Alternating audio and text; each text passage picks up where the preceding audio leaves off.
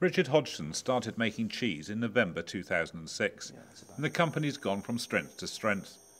He told us about his business and why he enjoys making cheese so much. Well, there was no one making cheese on the Isle of Wight, and my mum and a friend of hers decided that it would be a good idea to set the cheese company up. Unfortunately, they weren't able to really sort of follow it through, so I was in a position where I was able to come on board and decided to go to agricultural college because I had no cheese making experience, you see. So I went to agricultural college in Cheshire, quickly learned how to make cheese, and then took it from there, really. One of the hardest things about getting started was just combining running a business, having never really run a business before, but also trying to become familiar with a profession that I was completely unfamiliar with. You know, cheese making was something I'd never done, so I kind of felt like at some points I was being attacked from every angle. You know, I was having to learn how to become a cheesemaker but run a business at the same time. But as you begin to become a little bit more confident in what you're doing, things tend to sort of fall into place, and it all sort of started to make sense, really. The bit I enjoy most is the cheese making. That's the part that I really enjoy. I've been able to meet lots and lots of new people. I've been able to run a business, and it's given me a lot of confidence as a person. So I've really enjoyed the business side of it too. The awards that we won came as quite a surprise to me, especially the main one, the Best English Cheese at the World Cheese Awards in 2007, because that was only 16 weeks after I made the very first batch.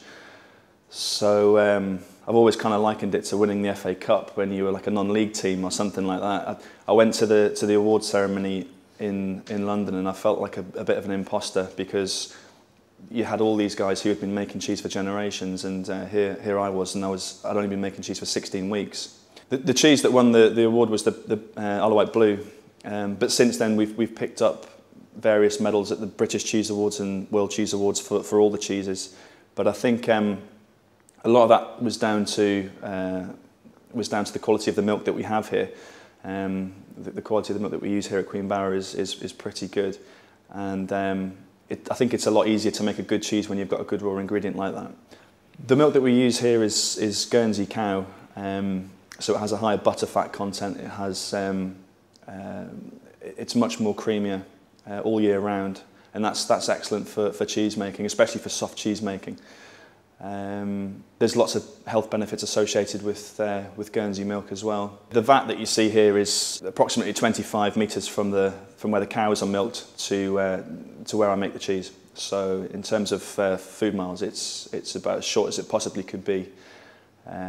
And it's excellent for us because we're able to have full traceability on where our milk comes from, you know, with just the one source. So it's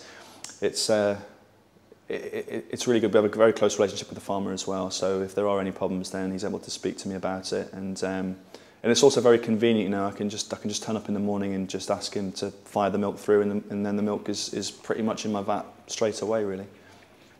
Before we came here, you know, dairy farming was in a bit of a bad spell, and the dairy farmers weren't necessarily getting the right price for their milk from collecting tankers. One of the principles of why we set up the company was to give the farmer a better price for his milk. We hoped that we could factor that into the cost of the cheese, and if customers were aware that we were producing a good quality local product that was also supporting dairy farmers, then people would be prepared to pay that little bit extra. So as a result, yes, the dairy farmer here does get a little bit more money for his milk. For cheese making, for soft cheese making, so for the Isle of Wight Blue and the Isle of Wight Soft, we get the milk, and then you effectively heat the milk up and you acidify the milk with a starter culture, which is like a powder. And then depending on whether it's blue or Isle of Wight Soft, you then put in the mould, which is in a liquid or a powder form. It's very concentrated, so you just need a little bit. When the milk hits the right temperature, you then time it for a certain amount of time before you add the rennet, which is the enzyme that coagulates the liquid into a solid.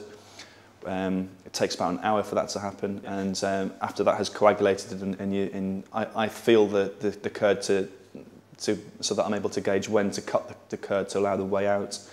You cut it into small cubes to increase the surface area. You stir it intermittently, and then shortly afterwards you then scoop out the curd and the whey into the moulds and fill them that way. They then get turned every hour for about 3 or 4 hours, and then they're left to drain overnight. The next day we come back and we apply salt to the surface.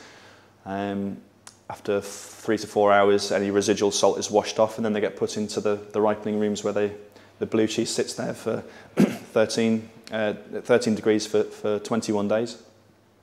And the soft cheese sits at the 13 degrees for about 8 days. And we pierce the blue cheese once to allow the air to get into the middle of the cheese, because the mould will only grow where there's air, salt and water. So it'll obviously grow on the surface, which is what gives the Isle of Wight blue that distinctive rind. But we also pierce into the middle to create air inside for the blue to happen inside too. The hard cheese, the galley bagger, sits in the ripening room for 4 months.